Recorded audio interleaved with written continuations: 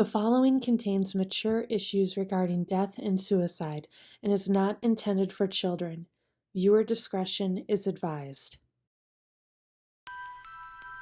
In May of 2019, Vanity Fair described the relationship between Rey and Kylo Ren as potentially star-crossed lovers. Sadly, Episode 9 validated this prediction. Shakespeare, who penned the phrase star-crossed, never meant for the term to be considered romantic, and we agree. In fact, Shakespeare intended Romeo and Juliet to be a cautionary tale of the consequences of hate. A pair of star-crossed lovers take their life, whose misadventured piteous overthrows do with their death bury their parents' strife. The fearful passage of their death-marked love, and the continuance of their parents' rage, which, but their children's end, naught could remove. Juliet, who was 13 in the play, was the only child of the Capulets. Romeo was the only child of the Montagues. In this prologue, Shakespeare states that nothing but the death of their children was the way to end the feud, for hate reaps death. There is nothing romantic about a death-marked or star-crossed love. It is why Emrys, as an English teacher, never taught Romeo and Juliet as a love story to 8th graders. She didn't want any teenager to leave her classroom thinking that his or her death would be the ultimate expression of love or romance. It is very dangerous to teach adolescent children that it is. It is why she has written the words I speak to all of you now. Like it or not, Lucas created Star Wars for the adolescent, for the 12 to 14-year-old boy or girl ready to step into the wider world of hormones and, hopefully, parental or guardian-guided autonomy. These epics are the escape for many, but truly, myths should provide them with gentle and subtle guidance as they decide what kind of people they want to be. According to Joseph Campbell, we all go on a cyclic monomyth journey of our own. On this journey, perhaps they will remember the words of Rose Tico and the bravery of Luke Skywalker. Star Wars is for kids, but it does have a lot of mature elements and themes as well. Of course, it's for the parents or guardians to decide if and when to introduce the Skywalker saga. Both Emrys and I were introduced way before we were 12. When we say that Star Wars is for kids, we mean that the myth can be explained simplistically with clear morals. It is a simple cause and effect for young minds to process. For example, yes, Anakin killed younglings. That may not be for all children to watch and see. But when Anakin chooses evil, he then faces the consequences of his actions.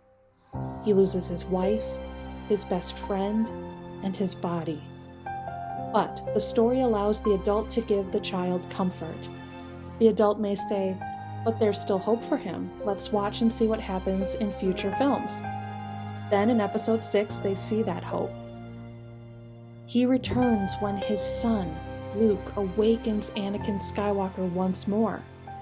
Children understand that love wins because Darth Vader laid down his life as a father for his son, so his son could live.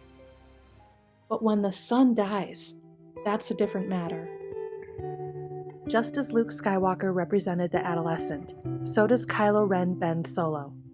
Kylo, as Rian Johnson stated, is the personification of the anger of adolescence. His age of 30 doesn't matter. Star Wars is an epic, so the literal bows to the figurative. Kylo Ren is the representation of the teenage boy in the sequel trilogy.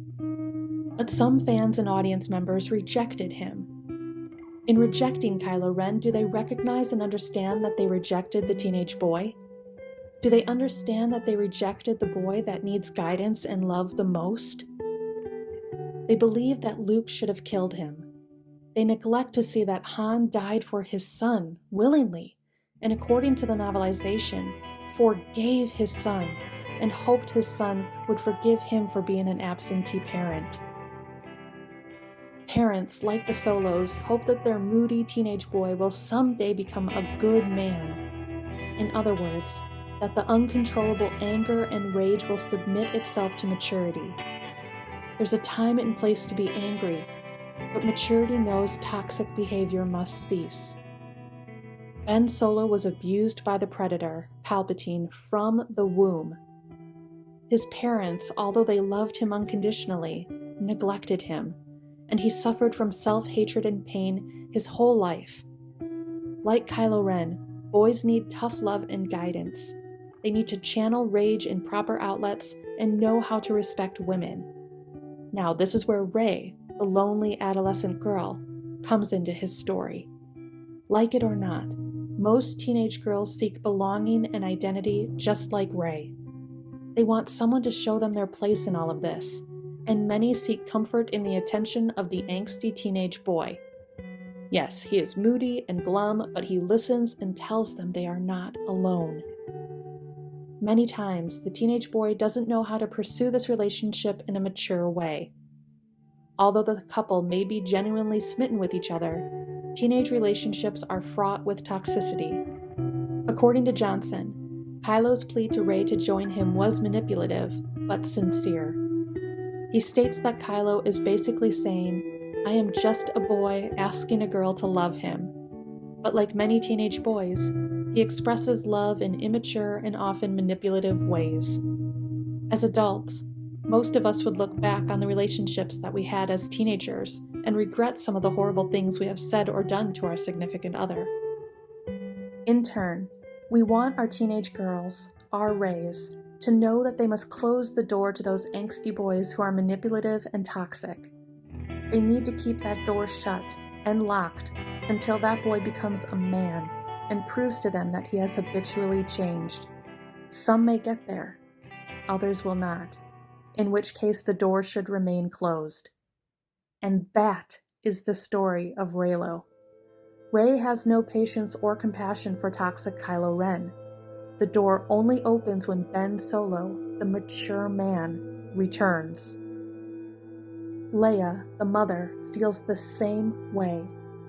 She won't endure the angst or the destruction in her son's tantrums, but her arms are open for Ben Solo to return.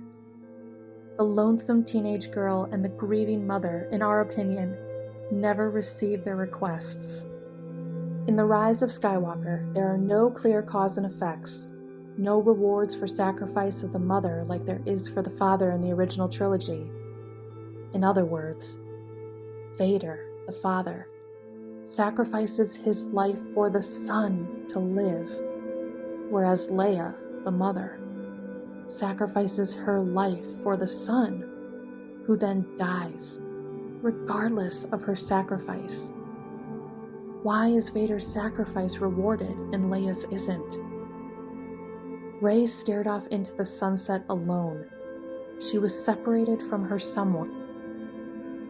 Perhaps the worst lesson of all, the film ends Ben Solo's arc teaching that death was a beautiful act, that if one can return, they still must pay. The girl nor the world will grieve for his parting. We hope no child or teenager leaves The Rise of Skywalker and says to themselves, Ben Solo's death was so romantic. The price of that message is too costly.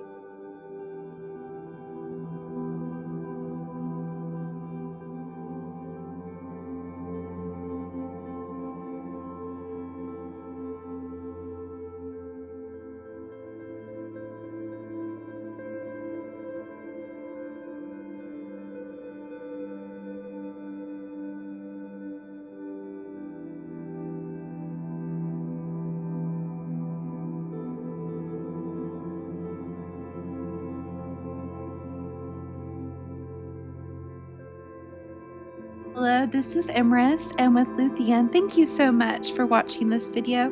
We hope you enjoyed it.